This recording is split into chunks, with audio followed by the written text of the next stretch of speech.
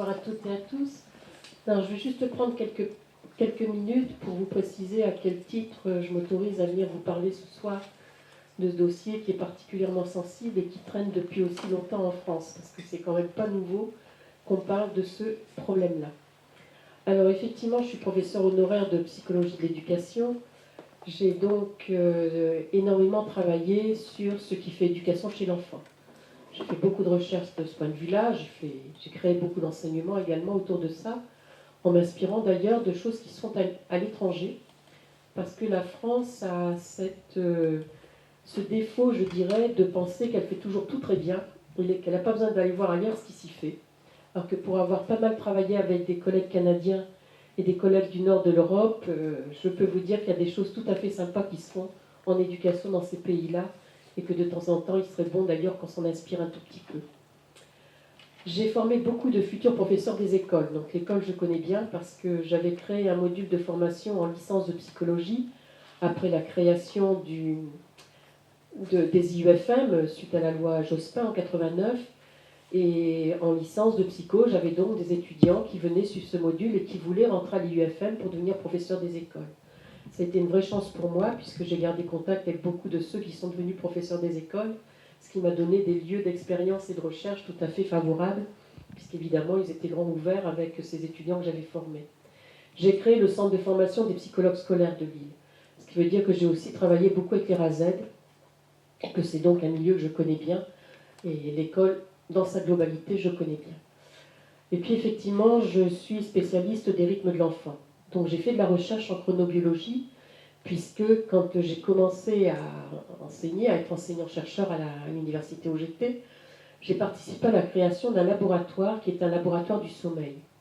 Et en fait, on étudiait le rôle que joue le sommeil sur les apprentissages nouveaux que faisaient les jeunes adultes qui venaient passer plusieurs nuits de leur semaine dans notre laboratoire pour y dormir, pendant que nous explorions les évolutions de leur sommeil après que des apprentissages nouveaux aient été faits. Et puis j'ai aussi, pendant ces années de recherche fondamentale, travaillé 3 ans au CHR de Lille, où là j'ai travaillé avec le centre d'accueil des grands prématurés, qui étaient des bébés de plus en plus immatures, de plus en plus jeunes à la naissance, avec un point de naissance de plus en plus petit. Et les médecins mettaient tout en œuvre pour faire survivre le mieux possible ces bébés, mais on constatait bien en grandissant qu'ils présentaient pas mal de difficultés, parmi lesquelles d'ailleurs des troubles du sommeil. Et finalement, ce travail dans ce service consistait à voir s'il était possible d'améliorer le premier environnement de vie de ces bébés pour éviter ces troubles du sommeil. Ce à quoi nous avons donc travaillé, ce que nous avons fait, et nous avons cherché tout ce qui pouvait améliorer le premier moment de vie de ces bébés et éviter cela. Et effectivement, ça a bien marché, puisque quand on a comparé l'évolution de ces bébés à des bébés nouveau-nés à terme, on a constaté que lorsqu'ils arrivent à l'âge normal du terme, ils avaient le même niveau de maturation du point de vue de leur rythme veille-sommeil que l'avaient les bébés qui étaient nés à terme. Donc ils avaient bien poursuivi normalement la maturation de leur rythme veille-sommeil. Or, ça n'était pas le cas des bébés qu'on appelait bébés témoins, c'est-à-dire des bébés qui n'avaient pas bénéficié de l'amélioration qu'on avait faite au niveau de l'environnement de vie de ces bébés. Et on les a suivis jusqu'à l'âge de 3 ans, et là aussi on a constaté que ces bébés-là en particulier n'ont plus eu tous les troubles du sommeil que possédaient encore les autres bébés. Donc ça a été une recherche excessivement importante à l'époque, puisque d'abord c'était tout nouveau, mais surtout on prouvait le rôle que joue l'environnement sur le rythme veille-sommeil des bébés. Et surtout on démontrait également que ce rôle il peut être positif comme il peut être négatif. On est au début des années 80, et c'est alors que des chefs d'établissement scolaire me contactent en me disant si ça marche chez le bébé, pourquoi ça ne marcherait pas chez l'enfant plus grand? Et effectivement, à cette époque-là, on avait la possibilité d'expérimenter des organisations nouvelles, puisqu'il y a eu des tas de contrats d'aménagement du temps de l'enfant qui étaient passés entre l'État, les régions, les collectivités, etc. Et ça a été pendant une vingtaine d'années des contrats qui ont fonctionné de cette façon-là. Et donc j'ai participé à tous ces contrats pour mettre en place de nouvelles organisations. Ce qui veut tout simplement dire que la réforme de 2013 n'avait rien d'innovant pour moi. Ça faisait déjà plus de 30 ans que je travaillais sur ce domaine-là et que je savais parfaitement bien ce qu'il était bon de faire pour les enfants. Alors je dois dire que ce n'est pas par hasard que j'ai commencé ça au début des années 80, C'est tout simplement parce que dans la décennie 70-80, il y a eu un véritable bouillonnement intellectuel autour de cette question-là. Elle n'est pas nouvelle du tout en France. C'est en 70-80 que ce bouillonnement intellectuel est apparu. Tout simplement parce qu'à la fin des années 50 et au début des années 60, il y avait eu beaucoup d'expériences en France qui ont essayé de valider l'existence des rythmes biologiques. Auparavant, on faisait des hypothèses sur cette existence, mais il a fallu des expériences particulières pour prouver l'existence de ces rythmes biologiques. Cette preuve est donc apparue grâce à ces expériences dans les années 50-60. Ça a donné naissance à une nouvelle science qu'on appelle la chronobiologie et qui alors a été reconnue par l'Académie des sciences. Et à partir du moment où on a connu l'existence des rythmes biologiques, tout un chacun s'est mis à s'interroger sur est-ce qu'on respecte suffisamment bien ces rythmes biologiques. Et ce bouillonnement intellectuel des années 70-80, il portait spécifiquement sur l'enfant. Respecte-t-on suffisamment bien les rythmes des enfants? Et est-ce que l'organisation scolaire respecte bien les rythmes des enfants? Un conseil économique et social a eu lieu en 1979 qui portait uniquement sur ce thème. Et en 1980, un rapport a été publié qui faisait des propositions pour réorganiser la journée des écoliers, pour réorganiser la semaine des écoliers et pour réorganiser l'année des écoliers. 1980. Et en 2018, on continue de se poser les mêmes questions. Pas un petit malaise là, quand même? Bon, c'est comme ça. En tout cas, ce que vous devez savoir également, c'est que c'est dans cette décennie-là qu'est né un terme dont je vais vous dire deux mots parce que c'est un terme que j'ai éliminé de mon vocabulaire. Ce terme, c'est le terme rythme scolaire. Alors, c'est pas de chance parce que ça fait 4 ans qu'on me demande tous les soirs de parler des rythmes scolaires. Et je dis non, je ne vous parlerai pas des rythmes scolaires parce que je n'utilise pas ce terme de vocabulaire. Ce qu'il faut que vous sachiez, c'est qu'effectivement, c'est un mot construit, rythme scolaire. Ça n'est pas une science. Il n'y a jamais eu d'études scientifiques autour des rythmes scolaires. Et d'ailleurs, seule la France utilise ce terme. Il n'y a aucun autre pays qui parle de rythme scolaire. Il n'y a aucun autre pays qui ne se préoccupe même de ces rythmes scolaires. Parce que ça marche bien chez eux. Ils n'ont pas besoin de se poser la question. Donc c'est un terme qui a été construit dans cette décennie-là parce qu'on s'intéressait au rythme des enfants. Et en fait, il a une définition. Il veut dire comment réorganiser l'emploi du temps scolaire pour mieux respecter les rythmes biologiques des enfants. C'est ça que ça veut dire, rythme scolaire. Comment réorganiser l'emploi du temps scolaire pour mieux respecter les rythmes biologiques des enfants. Et c'est l'une des raisons pour lesquelles je l'ai éliminé de mon vocabulaire.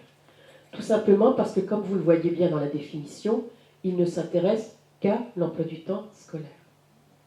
L'emploi du temps scolaire, c'est pas moi qui suis enseignante qui veut dire que c'est pas important et que l'école n'est pas importante, c'est pas du tout l'objet de mon propos, mais je veux juste rappeler que depuis 2008, cet emploi du temps scolaire, il correspond à 864 heures annuelles. Ça, c'est le temps global, annuel, que doivent passer les enfants en classe avec leur enseignant. Le temps obligatoire. 864 heures annuelles. Ça peut paraître beaucoup, et certains le disent, alors qu'en fait, on est à la moyenne des pays. Mais ce qu'il faut que vous constatiez, c'est que ça représente moins de 10% du temps de vie total de l'enfant. Le temps de vie total de l'enfant, c'est 24 heures multiplié par 365 jours. C'est-à-dire qu'au cours d'une année, un enfant passe 8760 heures de temps de vie. Eh bien, 864 heures, c'est moins de 10% des 8760 heures temps de vie de l'enfant. Si on parle de rythme scolaire et qu'on ne s'intéresse qu'à l'emploi du temps scolaire, est-ce à dire que les 90% du temps restant de l'enfant n'ont pas d'intérêt pour lui, n'ont pas d'importance dans son développement, n'ont pas d'importance dans son éducation, n'ont pas d'importance dans ses apprentissages, etc. Bien évidemment, quand on pose des questions comme ça, c'est provocateur et c'est fait pour. Et la réponse est non. Évidemment que ces 90% jouent un rôle très important dans l'évolution et le développement de l'enfant. Et pourtant, on les oublie complètement quand on parle des rythmes scolaires.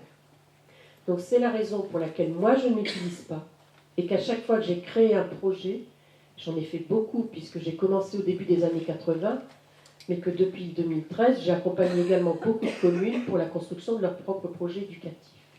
Je parle d'aménagement des temps de l'enfant.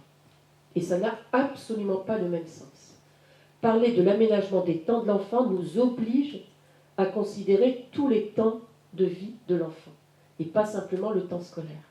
Ça nous oblige également à réfléchir au contenu de ces temps, ce qu'on ne fait pas quand on parle d'horaire et quand on parle d'emploi du temps. Ça nous oblige également à réfléchir aux pratiques mises en œuvre pour transmettre ces contenus.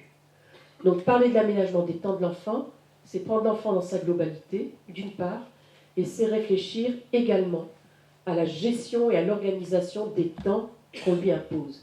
Parce que n'oublions jamais que c'est nous qui imposons tous les temps à l'enfant et que je n'ai jamais vu des enfants choisir leur propre temps. Alors qu'on pourrait tout à fait le leur demander, on serait très étonné de ce qu'ils proposeraient. Je le dis parce que je l'ai fait. Donc je sais quelles sont les réponses qui peuvent être apportées. Non, c'est de l'aménagement des temps de l'enfant dont je vais vous parler, effectivement.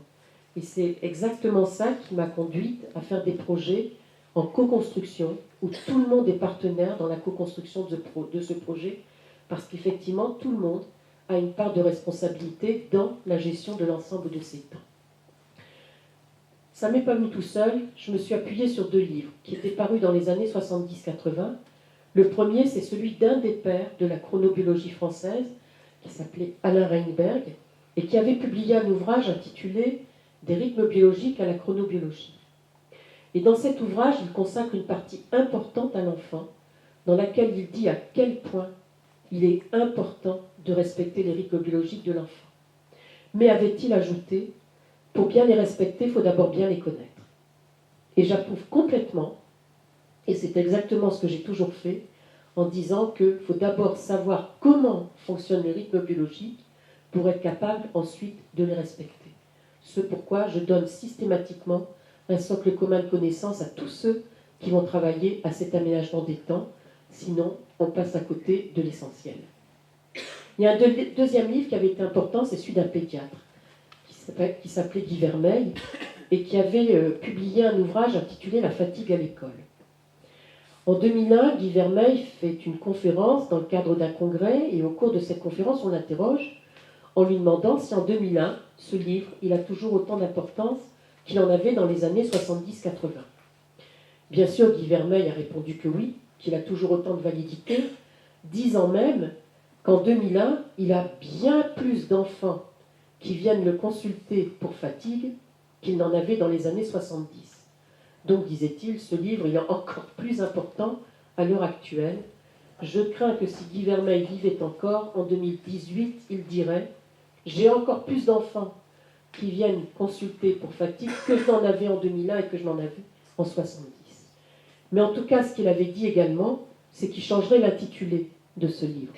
Il n'intitulerait plus « La fatigue à l'école », il l'intitulerait « La fatigue de l'enfant ». Et ce qu'il exprimait à travers ça, c'est qu'on se trompe en pensant que l'école est la seule source de fatigue de l'enfant.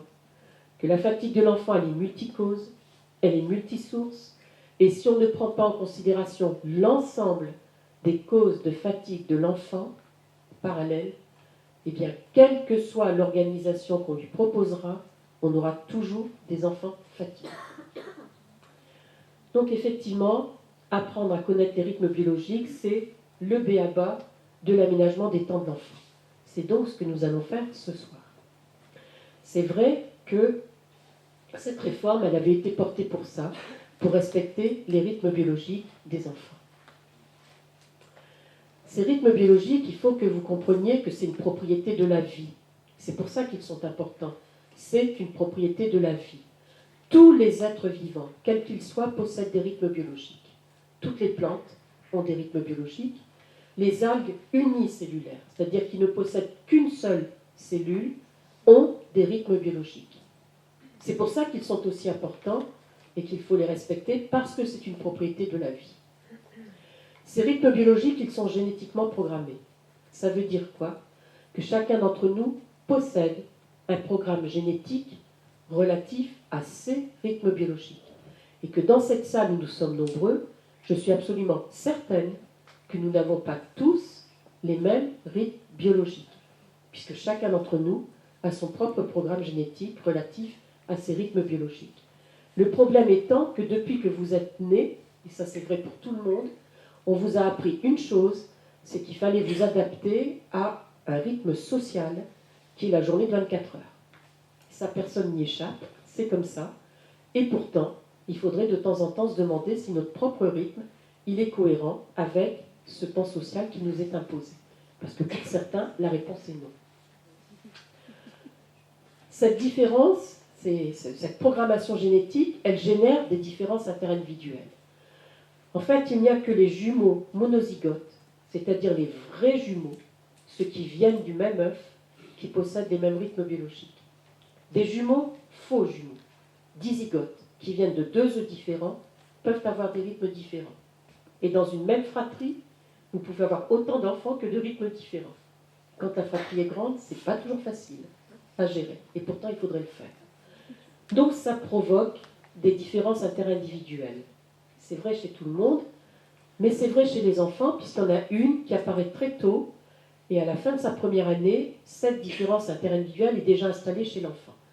J'en parle pas tout de suite, mais j'y reviendrai tout à l'heure parce qu'elle a une grande importance, puisque si elle apparaît à 1 an, elle reste à vie, et on devrait donc la prendre en considération, ce qui n'est jamais fait, ne serait-ce que dans les écoles maternelles, où on classifie les enfants uniquement en fonction de leur âge, les petits, les moyens et les grandes sections, mais jamais en fonction de leurs différences interindividuelles relatives à leurs propres besoins. Et c'est pour ça que j'y reviendrai tout à l'heure. Savoir encore que ces rythmes biologiques ils sont portés par des horloges biologiques. Et notre organisme en possède une multitude, puisque toutes nos cellules possèdent des horloges biologiques.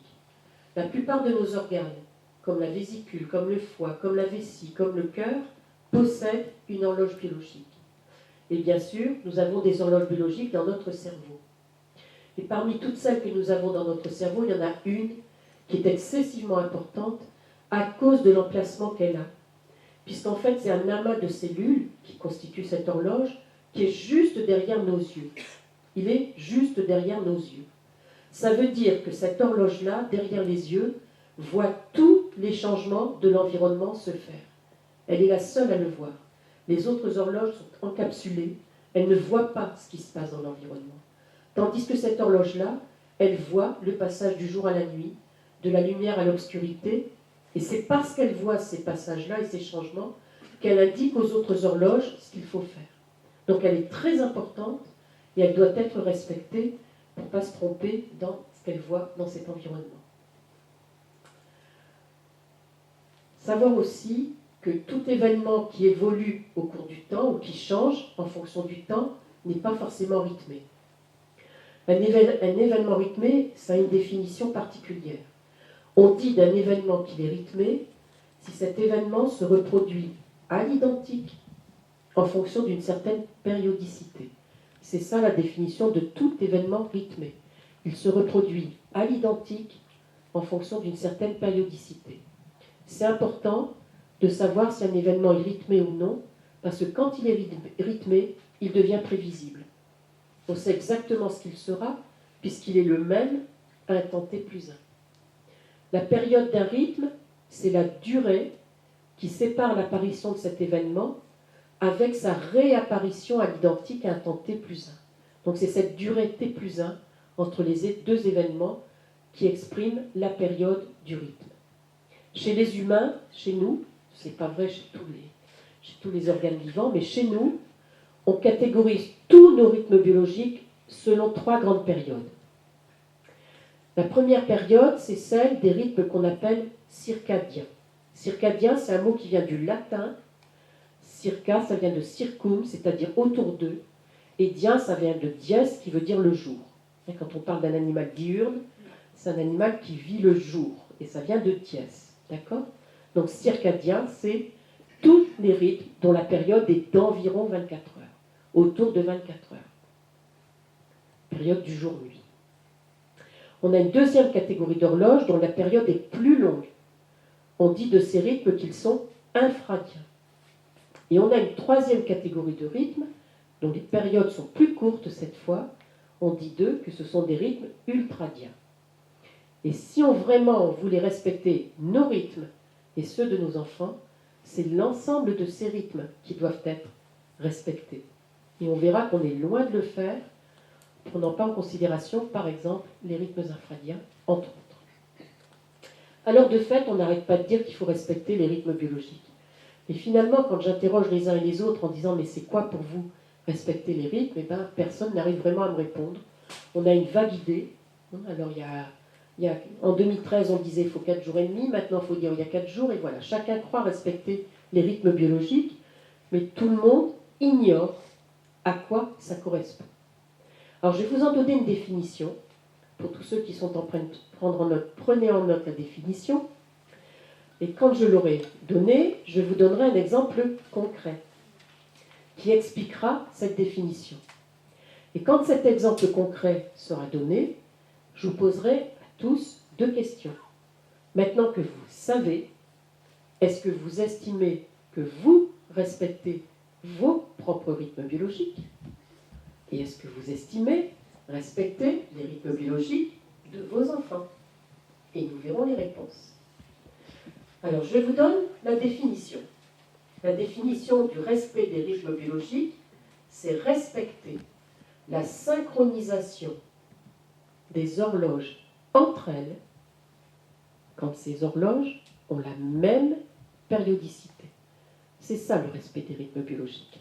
C'est respecter la synchronisation des horloges entre elles quand ces horloges ont la même périodicité. Et l'exemple concret que je vais vous donner, c'est celui de nos horloges circadiennes, qui sont les plus nombreuses. Je vais vous expliquer comment ça fonctionne. La première de ces horloges circadiennes, c'est celle de notre rythme activité-repos, qu'on appelle encore le rythme veille-sommeil, avec cette idée qu'il existe constamment un lien entre la veille et le sommeil. Vous savez tous que quand la journée s'est bien passée, en principe, vous dormez bien. Mais si votre journée elle a été pleine de soucis et de tracas, plus dur de s'endormir. Mais l'inverse est vrai. Si votre nuit s'est bien passée, vous vous levez du bon pied. Et si par contre, vous n'avez pas arrêté de vous réveiller pendant cette nuit pour des tas de raisons, y compris parce que les soucis de la journée remontaient, ce sera plus difficile de se mettre en route le lendemain matin. Donc tout le monde a vécu ça. C'est donc que vous avez un rythme veille-sommeil qui fonctionne avec un lien entre la veille et le sommeil. Au cours de ce rythme veille-sommeil, nous passons par un état physiologique particulier qu'on appelle l'état de vigilance physiologique. Cet état de vigilance physiologique, c'est cet état dont chacun de nous a besoin, qu'il soit à un bon niveau, pour qu'on soit capable d'être concentré, d'être attentif, de bien apprendre. Cet état de vigilance, il est au plus bas dans la nuit, toujours à peu près à la même heure. Toujours à peu près à la même heure. Il est vraiment au plus bas à ce moment-là. Il va augmenter après notre réveil le matin. Et il va être d'un bon niveau tout au long de la matinée. Mais 12 heures après être passé par un creux dans la nuit, il baisse à nouveau. Il va avoir tendance à revenir, à remonter un petit peu dans l'après-midi. Mais on a constaté que chez les enfants les plus jeunes, et en particulier ceux de l'école primaire, il n'y a jamais une remontée de l'état de vigilance dans l'après-midi à l'identique de celle que l'on a le matin. Jamais. Deuxième horloge circadienne, la température centrale. La température centrale, elle passe elle aussi par un creux dans la nuit, exactement en même temps que le creux de vigilance. C'est le moment de la nuit où vous risquez d'être subitement réveillé, tout simplement parce que vous avez froid. Et là, vous vous rendez compte que vous n'êtes plus couvert. Vous avez perdu votre couette, votre couverture. Ce n'est pas la chambre qui a baissé de température.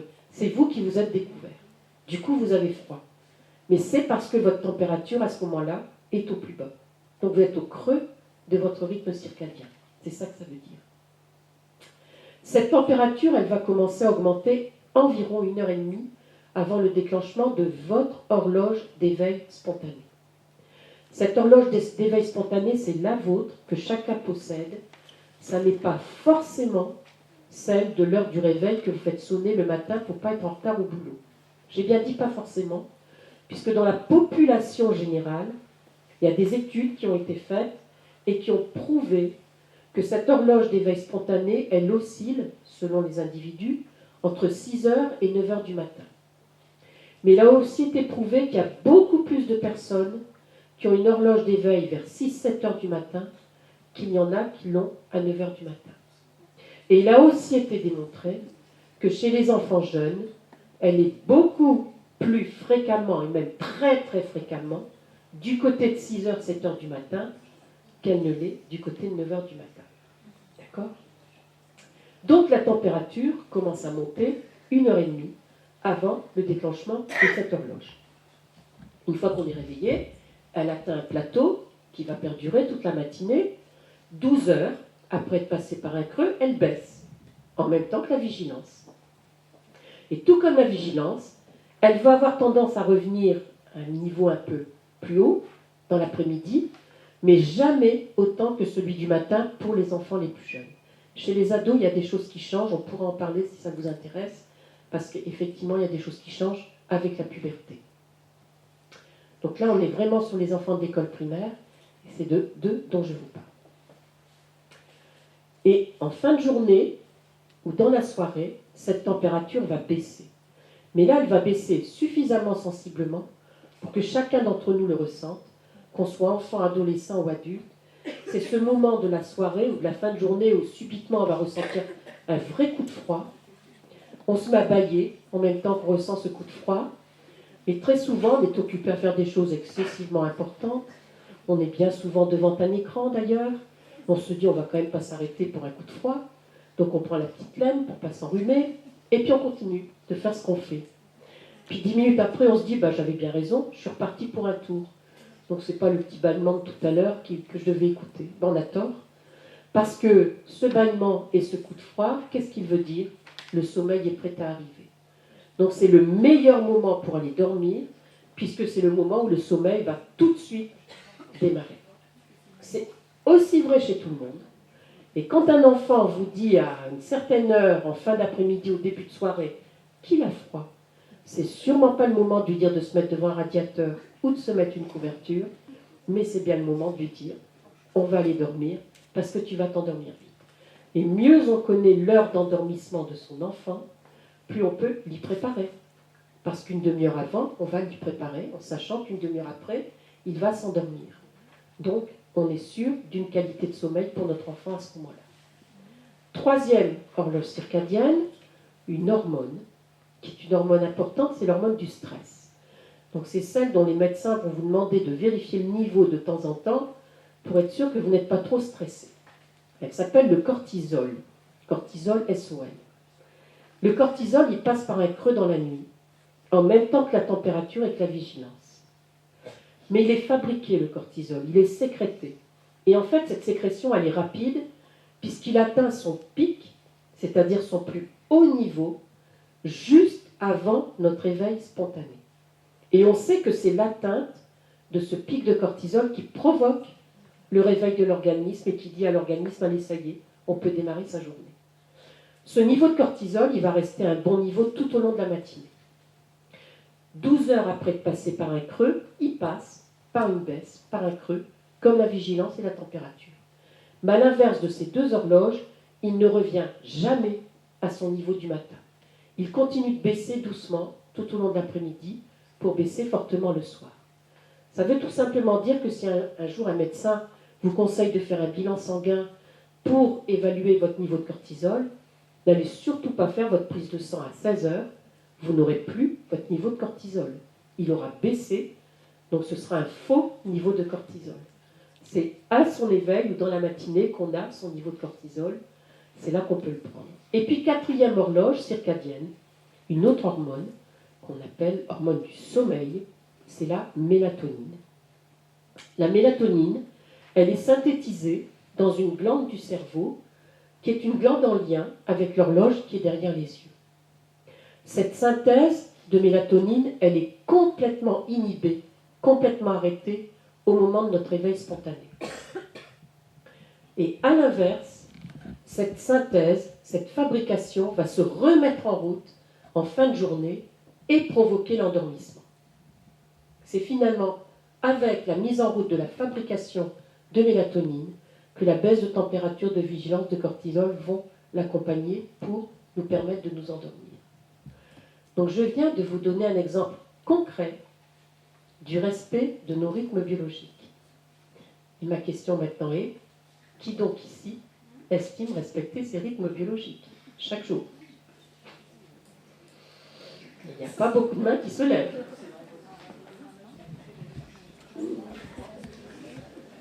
Qui estime respecter tous les jours les rythmes de ses enfants?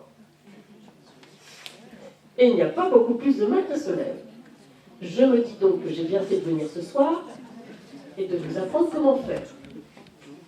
Je vais passer tout de suite à une deuxième catégorie d'horloge, plus longue, infradienne. Oui. On va en parler après, d'accord? Nous allons poser toutes les questions après et je vous dirai que tout le monde peut respecter les rythmes. Tout le monde. Je peux vous l'affirmer. Ça fait 40 ans que je travaille là-dessus, croyez-moi, je sais qu'on peut les respecter. Il suffit de le vouloir et il suffit de savoir. Parce que bien souvent, on ne les connaît pas, les rythmes. Donc on passe à côté de tas de choses parce qu'on ne sait pas, tout simplement. Et à partir du moment où on sait, croyez-moi, on respecte beaucoup mieux et vous comprendrez comment on fait. Je m'expliquerai. Donc deuxième catégorie d'horloges, des horloges de période plus longue. Et la première que je vais prendre, c'est une horloge qui est spécifiquement féminine, puisque c'est l'horloge de menstruation chez la femme. C'est effectivement une horloge infradienne qui a été très étudiée dans les années 90, puisque selon les femmes, la période va être de 28 jours, de 30 jours, de 31 jours, mais c'est bien une période régulière. Donc elle a été très étudiée, cette horloge, dans les années 90, où les chercheurs voulaient voir si elle joue un rôle sur l'organisme féminin. Et de fait, dans les études qu'ils ont menées, ils ont constaté qu'au cours du mois, finalement, les femmes, pendant quelques jours, font des efforts plus importants pour avoir exactement le même niveau de performance et d'efficience à des activités qui réclament beaucoup d'attention, beaucoup de concentration à cause de cette horloge-là. Elle joue également sur les systèmes hormonaux. Et en particulier, elle joue sur un système qu'on appelle le système thymique. Thymique, ça s'écrit T-H-Y-M-I-Q-E. C'est quoi le système thymique? C'est le système régulateur de l'humeur. Vous voyez bien ce que ça veut dire. Alors, comme nous savons tous dans cette salle que nous sommes toujours de bonne humeur, c'est un fait avéré, ça veut simplement dire que parmi vous, il en est qui vont, quelques jours dans le mois, changer d'humeur et passer par des moments de mauvaise humeur. Je suis ce soir en train de leur apprendre et de les rassurer qu'elles n'y peuvent rien, puisqu'en fait c'est leur horloge infradienne qui s'exprime. Et comme elle est génétiquement programmée, on ne peut pas la bousculer. Ça c'est le fait de tout ce qui est génétique. D'accord? En revanche, il est évident que l'environnement il peut s'adapter sans aucun problème. Et que bien sûr, dans cet environnement, il y a tous nos compagnons masculins. Et que là, pour le coup, je suis désolée pour ceux qui viennent m'écouter ce soir, mais comme ils ne possèdent pas cette horloge infradienne, ils n'ont absolument aucune bonne raison scientifique d'avoir des jours de mauvaise humeur dans le mois. Je vous ai dit. Vous avez d'autres raisons d'avoir des moments de mauvaise humeur. On est d'accord. Mais elle n'est pas scientifique. Nous aussi. Donc nous, on n'y peut rien. Pourquoi je vous en parle? Parce qu'on constate depuis quelques années que la puberté chez les petites filles, elle est de plus en plus précoce. Et qu'il n'est pas rare d'avoir des petites filles de cours moyens qui sont déjà en phase pubertaire. Et comme moi, je travaille dans les écoles, je travaille avec les enfants et j'apprends aux enfants à respecter leur propre rythme dès la maternelle. Et croyez-moi, ils apprennent beaucoup de choses et ils savent faire. J'ai constaté une chose, c'est que de leur apprendre scientifiquement comment les choses se passent. Alors bien sûr, j'ai des tas de choses qui permettent que tous les enfants comprennent et comprennent vraiment bien. Et ce que j'ai constaté, c'est que chez ces petites filles-là, ça les a désangoissées par rapport à des tas de changements qu'elles voient apparaître, qui ne sont pas que physiques, mais sur lesquels elles ne savent pas mettre de mots, parce qu'elles ne savent pas à quoi ça correspond.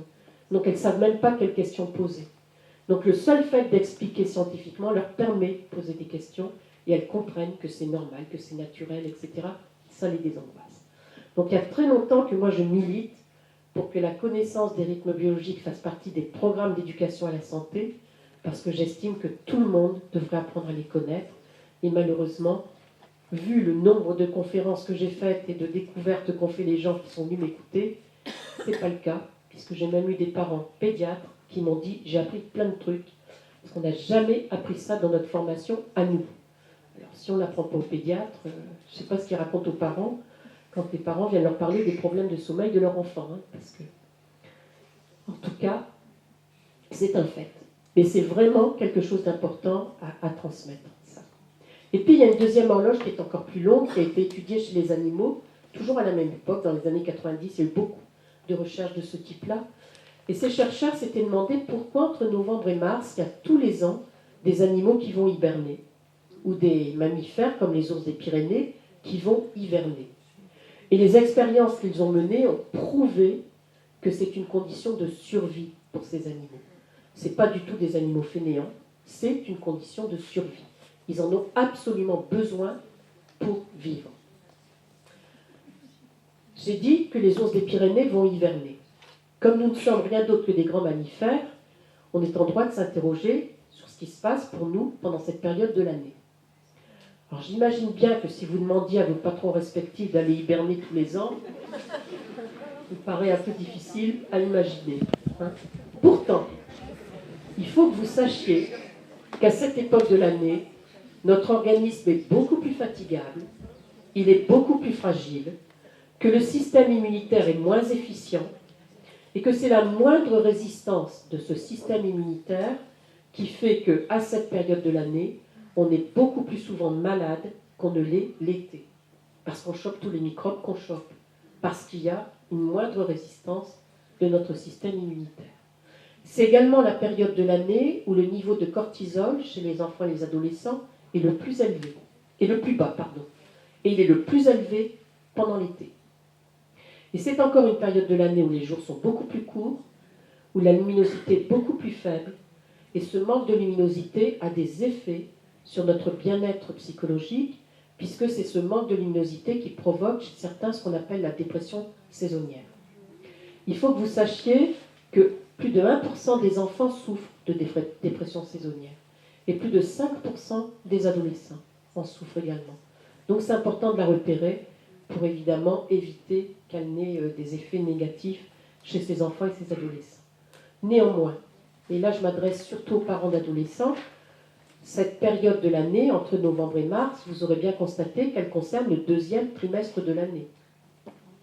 Et qu'est-ce qu'on dit à nos ados le deuxième trimestre de l'année, qu'on soit enseignant ou qu'on soit parent? Mets-en un coup, il faut que tu aies des bonnes notes, c'est un trimestre important, etc. Conclusion. Nous avons une année qui nous impose de demander le plus gros coup de collier aux ados quand ils sont les plus fatigables, et on va les laisser se reposer quand ils sont en pleine forme. C'est un tout petit peu aberrant, mais j'ai l'impression qu'on aura beaucoup de mal dans ce pays à bousculer l'organisation des vacances, sachant que nous sommes le pays qui avons le plus grand nombre de jours de vacances dans l'année. Parce que nous sommes le seul pays au monde à avoir 4 fois 2 semaines de petites vacances dans l'année. Ça n'existe nulle part ailleurs. Mais on ne se contente pas d'avoir 4 fois 2 semaines, il faut encore qu'on rajoute les jours fériés, et bien sûr on a les vacances d'été. Donc on réduit d'autant tous les jours d'apprentissage pour les enfants, on réduit l'étalement de ces jours d'apprentissage. Aux États-Unis, il y a des États que j'ai étudiés, sont à 45 semaines par année de cours. Ils ne sont pas 36 semaines comme nous, ils sont à 45 semaines. Ça change beaucoup de choses sur l'étalement des apprentissages. Mais nous, je ne sais pas si on arrivera un jour à réviser ça. En tout cas, c'est un vrai problème. Et puis j'en passe à une troisième catégorie d'horloges, de périodes plus courtes. Et là aussi, je vais prendre 2 exemples. Le premier, c'est celui d'un rythme qui apparaît très très tôt chez l'enfant. C'est son rythme cardiaque.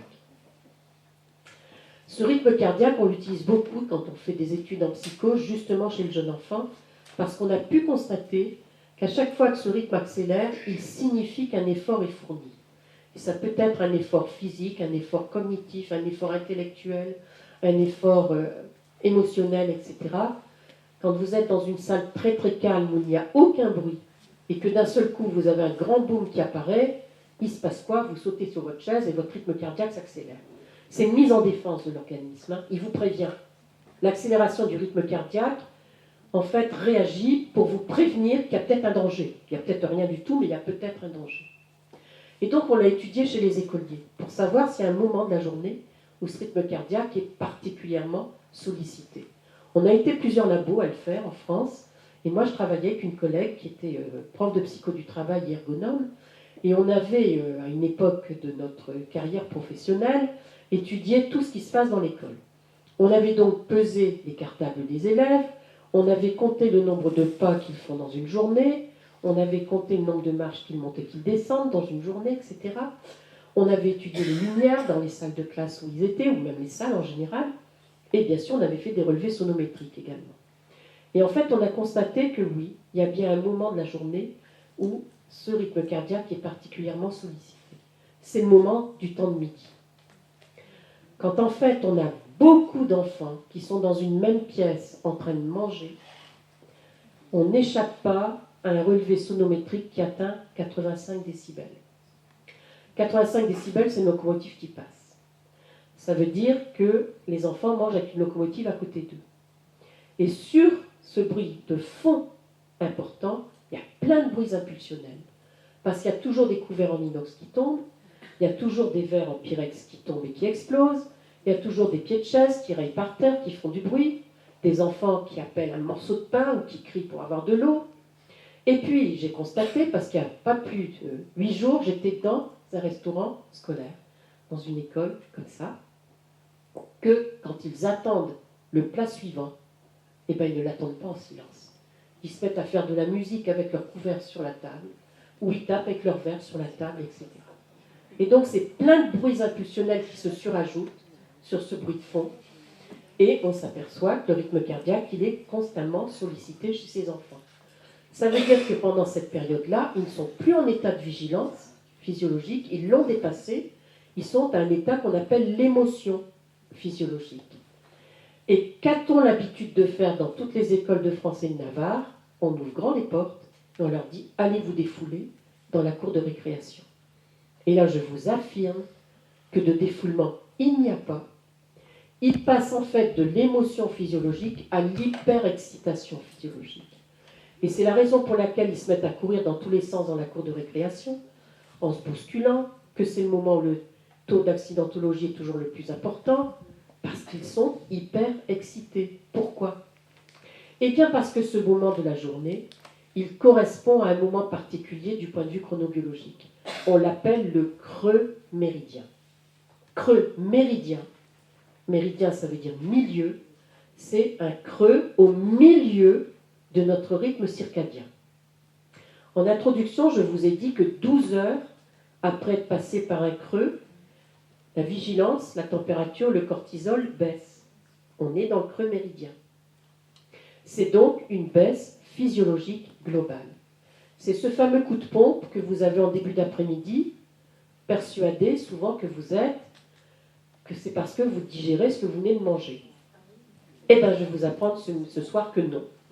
Puisque même si vous n'avez pas mangé, vous aurez ce coup de pompe. Il est indépendant du fait d'avoir pris ou non un repas. Il est clair que si votre repas de midi il est très caloriquement chargé et qu'en plus vous ne l'avez pas accompagné que d'eau, c'est plus un creux. Hein.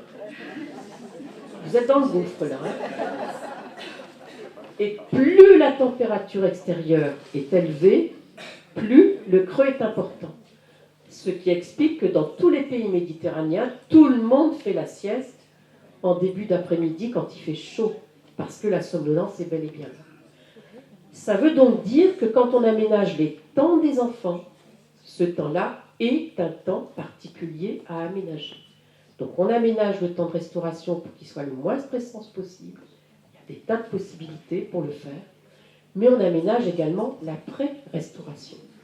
Pour ce faire, premièrement, on fait en sorte que la sieste, des enfants qui font la sieste, se fasse dès la fin du repas.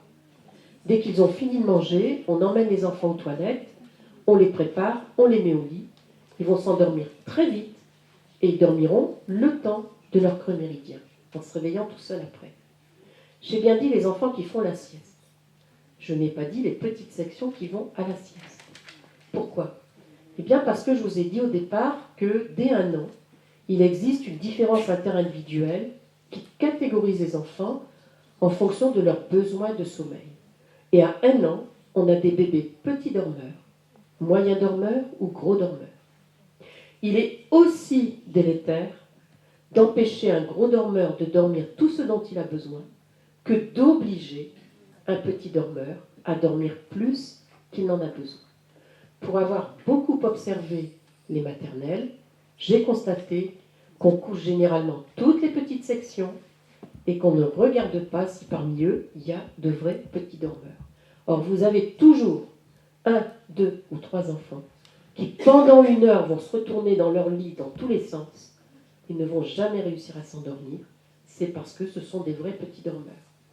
Et si vous avez 2 temps de restauration et que vous avez un groupe dehors qui attend le 2e passage, eh bien vous avez parmi les moyens et les grands toujours quelques enfants couchés, prêts à aller s'endormir, qui eux auraient besoin de faire la sieste. Donc on doit absolument faire en sorte que ce soit ceux qui ont besoin de sieste qui la font et pas l'imposer à ceux qui n'en ont pas besoin. Mais néanmoins, pour tous les autres enfants, ceux qui ne font pas la sieste, et ça jusqu'au CM2, ils ont tous, absolument tous, besoin d'un temps de relaxation.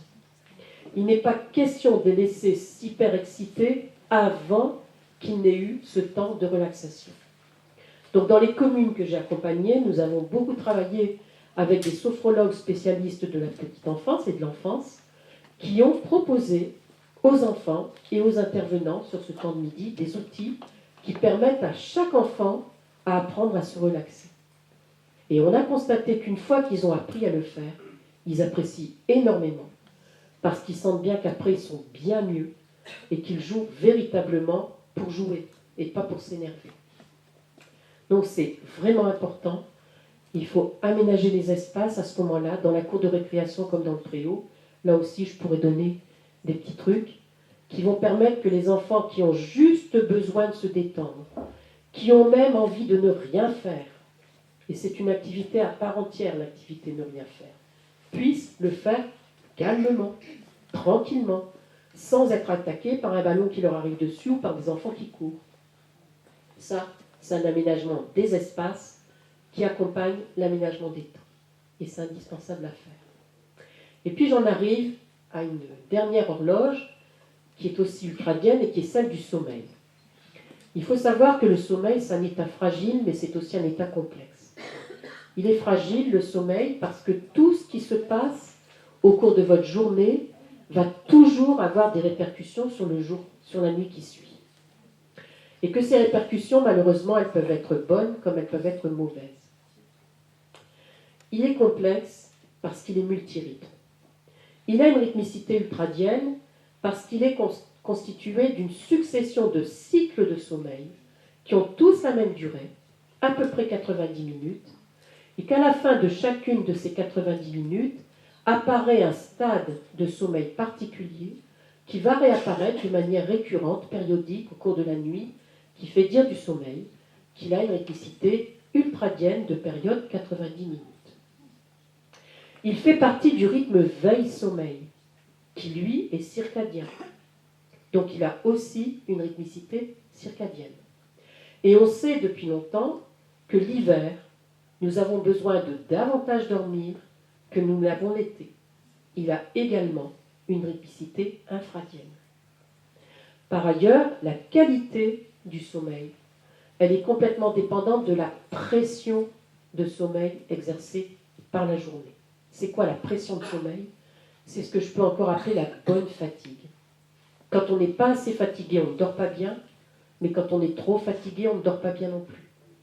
Donc c'est cet état de bonne fatigue dont on a besoin pour bien dormir. Ça veut dire qu'on doit aménager tous les temps de la journée de l'enfant pour qu'à la fin de sa journée, il ait cet état de bonne fatigue qui va lui permettre d'avoir un sommeil de qualité. Alors ce sommeil de qualité, il apparaîtra si on va se coucher à la bonne heure et si on le démarre dès qu'on est prêt à s'endormir.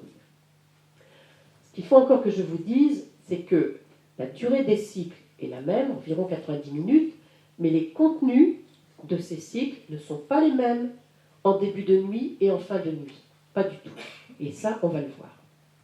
Le début de nuit, il apparaît quand on s'endort. Et je vous ai dit tout à l'heure qu'on s'endort quand la mélatonine a remis en route sa fabrication en provoquant la chute de température, de la vigilance, du cortisol. La mélatonine, elle est très étudiée toutes ces dernières années parce qu'on a constaté qu'elle a un rôle vraiment très important, mais on connaît de mieux en mieux son fonctionnement. En tout cas, ce que l'on sait, c'est que pour bien fonctionner la nuit, pour être bien fabriquée la nuit, elle a absolument besoin d'être rechargée, tout comme votre téléphone que vous devez recharger. Et pour se recharger, elle a besoin de lumière naturelle. Et c'est la raison pour laquelle on dit que tous les jours de l'année, il faut qu'on s'oblige à avoir 30 minutes minimum de lumière naturelle. C'est indispensable. 30 minutes minimum de lumière naturelle. C'est ça qui va nous permettre de recharger notre mélatonine et d'éviter la dépression saisonnière. Et c'est la raison pour laquelle, chez ceux qui souffrent de dépression saisonnière, on utilise la luminothérapie, donc, qui va les aider à recharger leur mélatonine et à éviter les troubles du sommeil qu'ils connaissent. Mais quand arrive le soir, elle doit être dans l'obscurité. Ça veut donc dire que la chambre doit être obscure. Mais ça veut dire également qu'on s'oblige, 1h30 avant d'aller dormir, à couper tous les écrans. Pourquoi couper tous les écrans ? Eh bien, quel que soit l'écran que vous utilisiez, il renvoie un flux bleuté. Or, ce flux bleuté, il est très très proche de la lumière naturelle. Ça veut dire quoi ? Quand vous êtes devant votre écran, que vous avez ce flux bleuté, il passe à travers les yeux. Et il va donc sur l'horloge qui est derrière les yeux. Quand cette horloge reçoit ce flux bleuté, elle ne sait pas que ça vient d'un écran. Elle est persuadée que c'est le jour qui continue. Et c'est pour ça que je vous ai dit tout à l'heure que 10 minutes après, vous avez l'impression d'être parti pour un tour, parce que de fait, elle s'est activée artificiellement pour continuer à fonctionner, puisqu'elle croit qu'on est encore le jour. D'accord ? Donc évidemment, ça c'est une chose excessivement importante. On doit couper tous les écrans pour être sûr que le sommeil apparaîtra au bon moment et de la bonne façon. Alors je vais vous dire une chose, c'est que tous les patrons de la Silicon Valley, vous savez là où on fabrique toutes vos tablettes dernier cri, eh bien ils interdisent tous les écrans chez eux. Et ils payent même des écoles très très chères pour que surtout leurs enfants ne soient pas sur écran toute la journée. Pas le tout numérique. Parce qu'eux connaissent les effets délétères du trop d'écran. Donc surtout, ils ne l'imposent pas à leurs enfants. Mais ils ne mettent pas les bons modes d'emploi dans ce qu'ils vendent. Parce qu'ils oublient de le dire. D'accord ? Et ce serait bien de le dire à tout le monde. Mais eux ne le font pas. Ça, je peux vous l'affirmer. Donc on est raisonnable, on a éteint nos écrans, on est à la bonne heure, on se couche, on s'endort, on passe par notre premier cycle de nuit. Il est surtout constitué de sommeil profond et très profond. Ce sont des sommeils importants puisqu'ils nous permettent de récupérer de notre fatigue physique et musculaire accumulée dans la journée. Même vous, lorsque vous faites beaucoup plus de sport un jour que vous n'avez l'habitude d'en faire, vous aurez besoin de plus de sommeil profond et très profond pour ressourcer votre organisme par rapport à la dépense qui a été faite. C'est ce qui faisait dire aux grands-parents d'antan que le sommeil d'avant minuit compte double.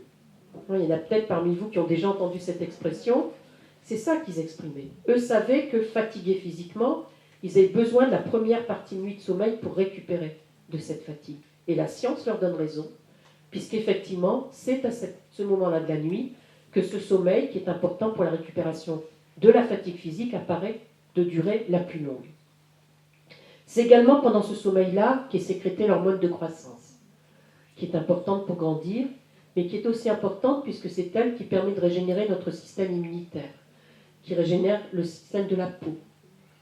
C'est également pendant cette phase de la nuit que les savoir-faire chez l'enfant sont acquis. Quand un enfant jeune apprend à faire du vélo à 2 roues, il a besoin d'automatiser des tas de gestes pour être sûr sur son vélo et avoir confiance. Ça ne se fait pas en 2 coups de cuillère à peau. Mais on a constaté que plus il a de sommeil profond et très profond, plus cette automatisation se fera rapidement. Et donc plus rapidement, il saura faire du vélo à deux roues. Donc c'est important de respecter ce sommeil-là. À la fin de ce premier cycle de sommeil, on a un autre stade de sommeil qui apparaît, qu'on appelle paradoxal. Il est paradoxal parce que le cerveau se met en activité, alors que le musculaire, il est totalement inhibé à ce moment-là. C'est ça le paradoxe. C'est sur ce sommeil paradoxal que je travaillais dans le labo où j'étais, où nous avions fait de la recherche fondamentale. On a prouvé que ce sommeil est indispensable à l'acquisition des apprentissages nouveaux, des informations nouvelles qu'on est en train de faire. Indispensable. Je ne suis pas pour autant en train de dire qu'on apprend en dormant. Et qu'en se branchant sur son iPod chargé de ses leçons toute la nuit, on saura ses leçons au réveil le matin. Ceux qui sont de ma génération ont connu ce qui avait été vendu à une époque qu'on appelait assimile, apprenez l'anglais en dormant, ou apprenez l'allemand, ou apprenez l'espagnol en dormant. On avait bien évidemment fait des contre-expériences pour voir ce qui se passe réellement. Et qu'est-ce qu'on avait démontré? Eh bien, deux choses. Soit la personne se réveille le matin en étant capable de dire que My Taylor is rich, mais n'a pas dormi de la nuit. C'est-à-dire qu'à chaque fois que la cassette est passée, il était réveillé. Ou alors, le lendemain, il ne sait toujours pas que My Taylor is rich, mais lui, il a bien dormi. Donc on n'apprend pas en dormant. Mais par contre, insister auprès des enfants pour que les leçons soient apprises en fin de journée. C'est le bon moment pour apprendre ces leçons. Et quand on va se coucher, quelque temps avant, on révise les leçons qu'on a apprises. Ça, c'est important de dire aux enfants. Parce que le sommeil paradoxal va travailler sur cette leçon, va trier dedans toutes les informations qui sont importantes et mettra ces informations en mémoire à long terme. Ça veut dire que c'est une leçon qu'on saura très longtemps, pas du tout comme celle qu'on apprend à la va-vite 5 minutes avant de rentrer en classe, en se disant je vais peut-être être interrogé ce matin, coup de chance, on l'est ce matin-là, on a une bonne note, on est content et on a tout oublié de la leçon. Parce qu'on ne l'a pas intégré de la même façon. Donc ces deux catégories de sommeil sont aussi importantes l'une que l'autre. Et malheureusement, leur durée n'est pas la même tout au long de la nuit. En début de nuit, les sommeils profonds et très profonds sont longs en durée. À mesure que les cycles se déroulent, ils diminuent. Dans le 4e cycle, on n'a plus de sommeil très profond. C'est l'inverse pour le sommeil paradoxal. Il est d'abord bref et il ne cesse d'augmenter à mesure que les cycles avancent. Il est donc long en milieu de nuit, il est encore long dans la dernière partie de la nuit. C'est souvent le sommeil qu'on appelle sommeil de rêve. Ça veut tout simplement dire que si le matin vous êtes obligé de faire sonner votre réveil, vous avez forcément des chances non négligeables d'être prise en plein rêve par le réveil. Et si ce rêve était sympa, c'est frustrant parce que vous n'en connaîtrez jamais la fin. C'est le propre même du rêve. D'accord ? Mais ça veut dire aussi que vous avez perdu une partie de votre sommeil paradoxal. Et que vous le cumulez chaque jour, si c'est tous les jours comme ça. Donc on doit respecter les deux pôles du sommeil. Indispensable. On représente souvent ce sommeil sous la forme d'un train. On n'a pas tort.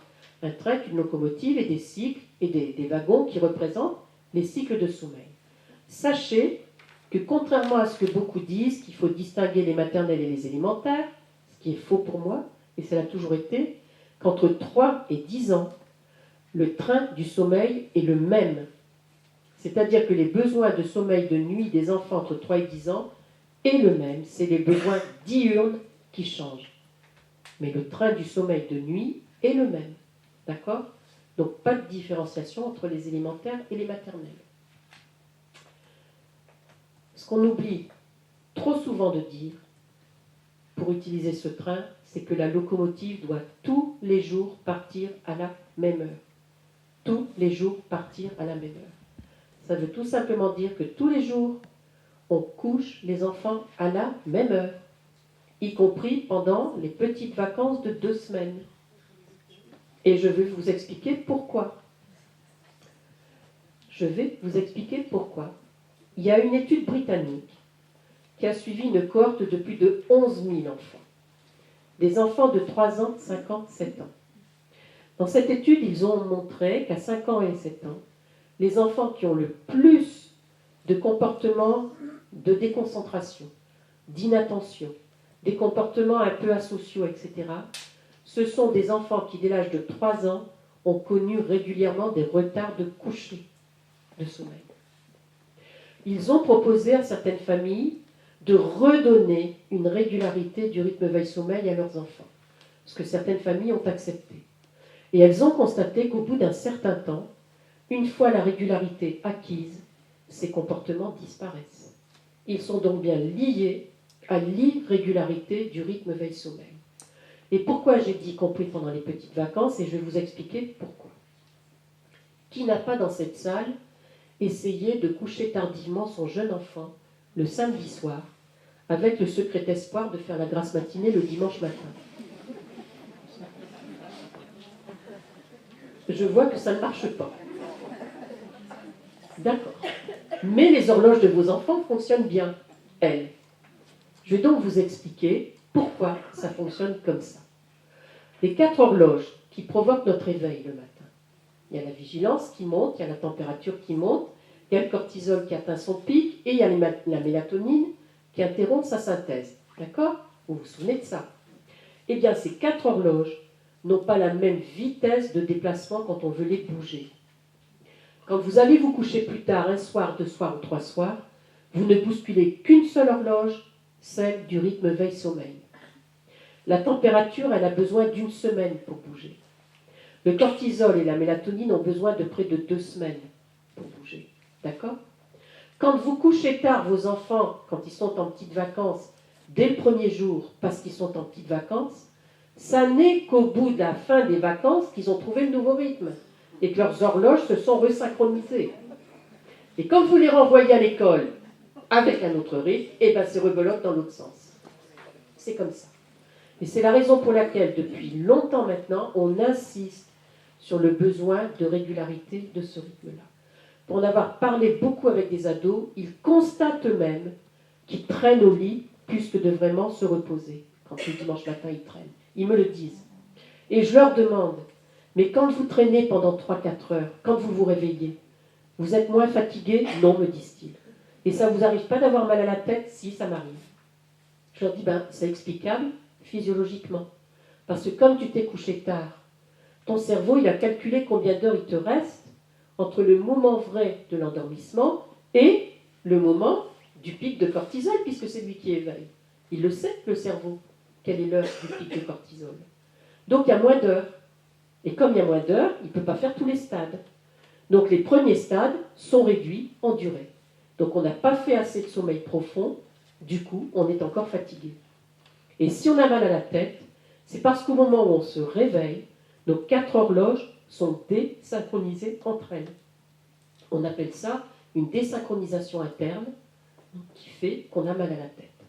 On sait depuis très très longtemps que chez les travailleurs qui changent de rythme régulièrement, le pire des changements de rythme, c'est le 3 x 8 jours. Changer tous les 8 jours, c'est une horreur, parce qu'il n'est jamais resynchronisé.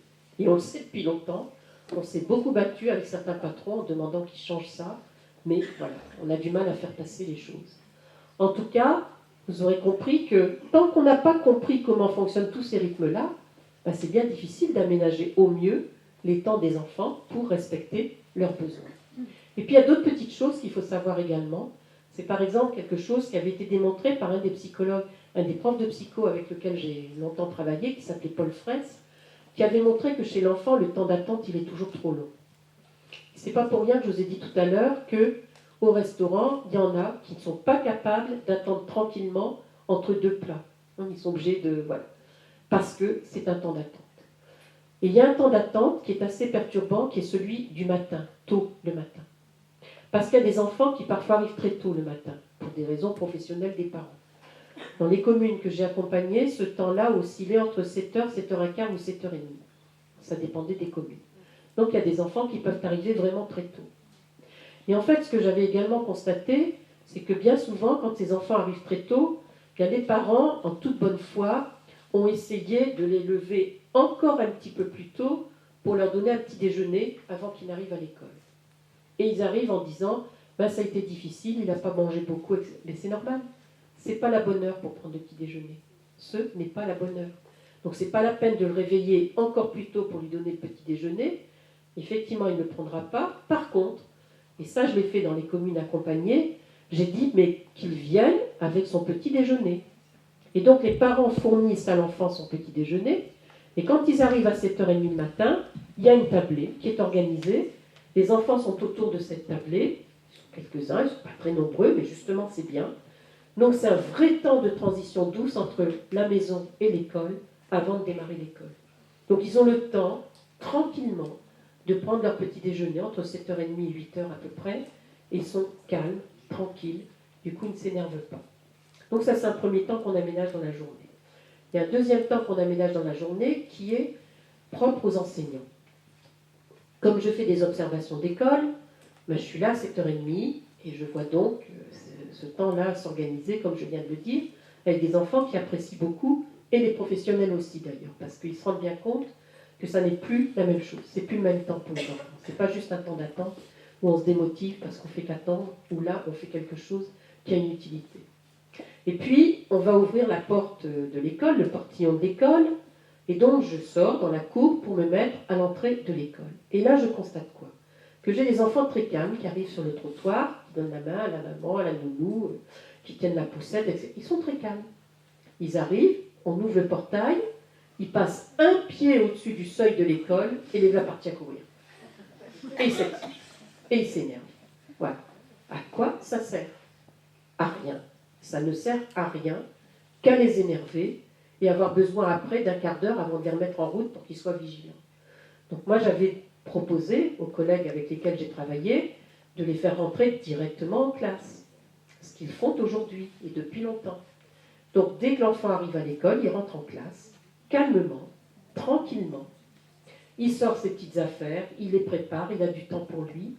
Une collègue de CM2 me disait, je leur ai dit que c'était un temps à eux, qu'ils avaient le droit de faire tout ce qu'ils voulaient, CM2, j'ai bien dit CM2, dont on parle toujours maternelle élémentaire. Et j'aurais dit qu'ils pouvaient, à ce moment-là, faire ce qu'ils veulent pendant ces 10 minutes. Et à sa grande surprise, il y en a plein qui sont allés rechercher les perles à enfiler, la pâte à modeler, etc. Voilà, à ce moment-là de la journée, ils ont besoin de faire quelque chose qui les rapproche de leur temps de la petite enfance et qu'on ne leur dise pas « mais t'es grand maintenant, tu ne vas plus faire ça ». Si, il a besoin de le faire. Donc ils font ça tranquillement, ils sortent leurs affaires tranquillement, ils se parlent sans hurler, parce que c'est calme, c'est une vraie transition douce pour eux, ils apprécient beaucoup, et tous ces collègues ont maintenant supprimé la sonnette, c'est une musique qui dit qu'à l'heure où il faut démarrer, on se met en route et tout le monde est prêt à se mettre en route. Pas de temps perdu et pas d'enfants excités. Il ne vous aura pas échappé non plus qu'à travers tout ce que je vous ai dit depuis le départ, on a tort en France de toujours considérer le matin comme équivalent à l'après-midi. C'est faux. Il n'a jamais été équivalent à l'après-midi. Je vous l'ai dit tout à l'heure, le cortisol, la température, la mélatonine s'est arrêtée, et la vigilance, c'est le matin qu'elles sont à leur meilleur niveau. D'accord? Et ça, c'est un constat qu'on fait depuis très longtemps, puisque un psychologue qui s'appelait Alfred Binet l'avait déjà fait à la fin du XIXe siècle. Il avait travaillé avec les écoles qui s'ouvraient avec la loi Jules Ferry, et il a publié un bouquin à la fin du XIXe qui s'appelle déjà La fatigue intellectuelle. C'est vous dire que ce n'est pas récent. Ce qu'il avait montré dans ce bouquin, c'est qu'en faisant travailler les enfants sur des choses un peu compliquées, que ce soit des dictées, des opérations, des problèmes, etc., il a prouvé que c'est toujours le matin que c'est le mieux réussi. Et qu'à mesure que la journée avance, et plus l'après-midi avance, plus les erreurs apparaissent. Donc c'est le matin que c'est le mieux. Et il disait toujours aux enseignants, faites bénéficier vos écoliers de la clarté mentale de la matinée. Et puis quelques décennies plus tard, c'est un autre chercheur qui était médecin, qui s'appelle Pierre Magnin. Il est médecin, mais il connaît bien l'école parce que dans sa carrière professionnelle, il a été recteur pendant une période de sa vie. Et Pierre Magnin a étudié ça également chez l'enfant avec des relevés physiologiques. Et il a fait exactement le même constat. Il a constaté que c'est toujours le matin que la synchronisation est toujours la meilleure chez les enfants, qu'elle n'est jamais aussi bonne l'après-midi. Il a même étudié ce qui se passe quand on aménage au mieux le temps méridien après ce temps méridien. Et même là, il a constaté que la reprise après n'est jamais aussi bonne qu'elle ne l'est le matin. Donc c'est la raison pour laquelle il est important qu'on ait le plus de matinées possible, puisque c'est le moment où les enfants sont les plus disponibles pour tous les apprentissages. Et je dis bien pour tous les apprentissages. Et dans les communes accompagnées, j'ai insisté pour que, en plus, ces matinées soient plus longues.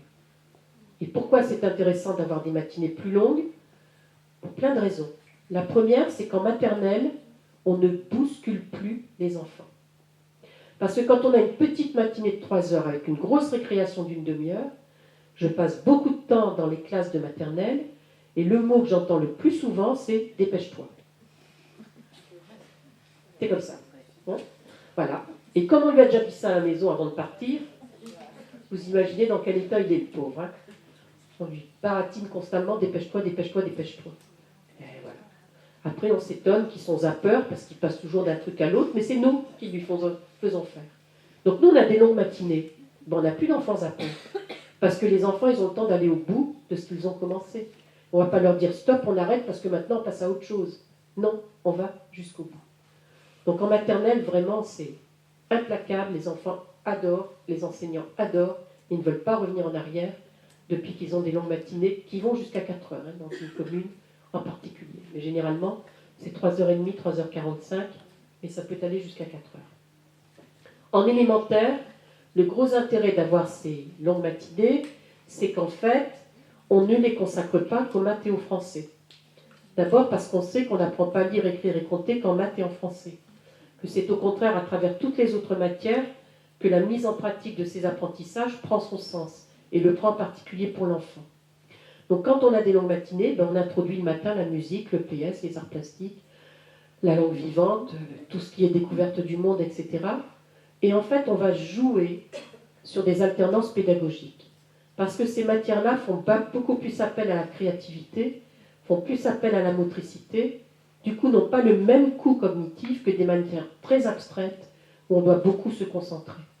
Donc en alternant pédagogiquement les matières coûteuses et moins coûteuses, on a des enfants qui restent disponibles très longtemps, beaucoup plus longtemps, sans surcroît de fatigue.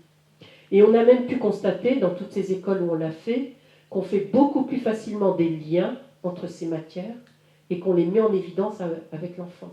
On lui dit qu'il y a des liens quand on passe des maths à la musique, ou qu'il peut même y avoir des liens quand on passe de l'EPS aux maths. D'accord? Et donc, faire des liens comme ça permet aux enfants de voir le sens qu'a chacun des apprentissages qu'on fait dans certaines matières. Ça donne du sens. Et on s'est rendu compte également qu'on leur apprend à développer beaucoup plus rapidement les transferts d'apprentissage, c'est-à-dire que par eux-mêmes, ils vont transférer ce qu'ils ont appris dans une matière dans une autre, parce qu'ils ont pris l'habitude de le faire, grâce à ça. Donc forcément, avec ces matinées plus longues, on y arrive beaucoup mieux. Puis effectivement, on a ce temps méridien qui est aménagé, et puis il y a autre chose également, que moi j'avais appris de Paul Fraisse, et c'est pour ça que je ne l'ai pas appliqué dans les communes que j'ai accompagnées, c'est que émietter trop le temps des enfants et avoir une succession de transitions est une source de fatigue importante pour les enfants. Donc j'avais voulu complètement éviter ça. Donc j'évitais qu'il y ait, les après-midi par exemple, des ruptures, des fractures, parce qu'on a un peu de classe, et puis après des activités, puis après encore autre chose. Donc comme nous avons des matinées plus longues, on a forcément systématiquement des après-midi plus courtes. On a parmi ces après-midi-là, plus courtes, qui oscillent selon la durée de la matinée entre 2h et 2h10, on en a 3 qui sont consacrés à l'enseignement, et on a une de ces après-midi sur laquelle on met non pas des activités périscolaires, et c'est vrai que là aussi ça fait partie de certains termes que j'ai éliminés de mon vocabulaire, parce que j'avais bien lu les ambitions de cette réforme qui était l'une des premières ambitions, c'était la refondation de l'école, et je m'étais dit, on va refonder l'école et on va donner des tapes aux enfants. Et là, j'ai trouvé ça quand même génial, parce que je trouvais que l'acronyme, il pouvait quand même être un petit peu mieux que tape, n'est-ce pas? Et pourtant, on donne des tapes aux enfants. Donc, moi, je ne veux pas donner de tapes aux enfants, et je leur offre un parcours de découverte. Donc, c'est vraiment un parcours que l'on construit sur cet après-midi-là, qui a un objectif à atteindre, et l'enfant sait quel objectif il atteindra quand il aura fait ce parcours. il sait qu'au sein de ce parcours, il va développer des compétences nouvelles. Il sait qu'il va développer des potentialités nouvelles. D'autant plus qu'à chaque fois qu'on le présente à tous, il voit ce qu'on produit à la fin. Donc c'est vraiment un parcours important, forcément, que l'on travaille en lien avec les enseignants. Tout simplement parce qu'on demande aux enseignants qu'ils donnent des pistes aux animateurs, aux intervenants qui font ce parcours-là sur tous les acquis que les enfants vont utiliser, les acquis scolaires, que les enfants vont utiliser dans ce parcours-là. L'exemple que je donne le plus souvent, c'est le parcours astronomie. Les enfants vont faire plein de figures géométriques. Il est clair que plus on insiste auprès de lui sur le fait que s'il n'avait pas appris à faire ces figures géométriques à l'école, il ne serait pas capable de faire bien ce qu'on lui demande de construire là en astronomie. Donc ça prend encore plus de sens pour lui, puisque ça lui sert dans un autre cadre que le strict cadre scolaire. Et ça prend vraiment sens pour lui. Mais on s'est aperçu également que les enfants, discutant en classe de ce qu'ils ont fait dans le parcours, les enseignants prennent conscience des compétences nouvelles que les enfants ont acquises. Et d'ailleurs, comme ils assistent aussi aux représentations, ils le voient bien. Et du coup, ces compétences sont valorisées en classe. Ce n'est pas parce qu'elles ont été acquises à l'extérieur qu'elles n'ont pas d'importance pour l'enfant. Elles sont valorisées en classe. Donc on met véritablement en synergie ces deux temps-là, et c'est fort important parce que les enfants, ils voient une espèce de continuité éducative à travers tous ces temps-là qui prennent cohérence entre eux. Et ça, c'est quand même quelque chose qui était aussi une des volontés de départ de cette réforme, de faire qu'il y ait beaucoup plus de cohérence entre les différents temps de l'enfant.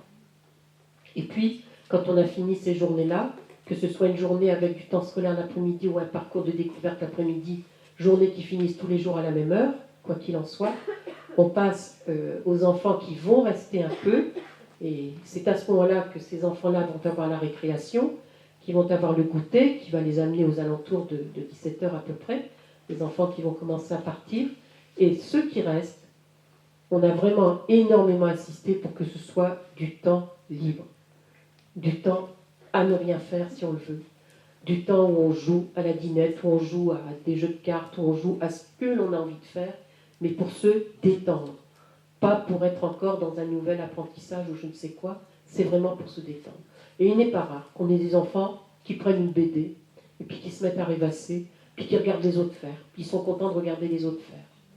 Et puis dans un espace comme ça qui est finalement calme, on organise un coin pour les plus grands qui ont envie de démarrer leur leçon et qui ont envie de prendre un peu d'avance avant de rentrer à la maison pour pas tout avoir à faire quand ils sortent, surtout s'ils sortent tard le soir.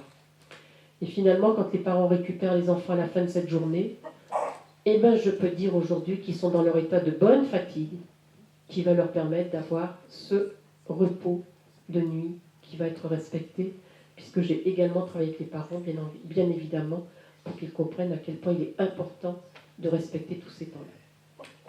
Voilà ce que je voulais vous apporter ce soir.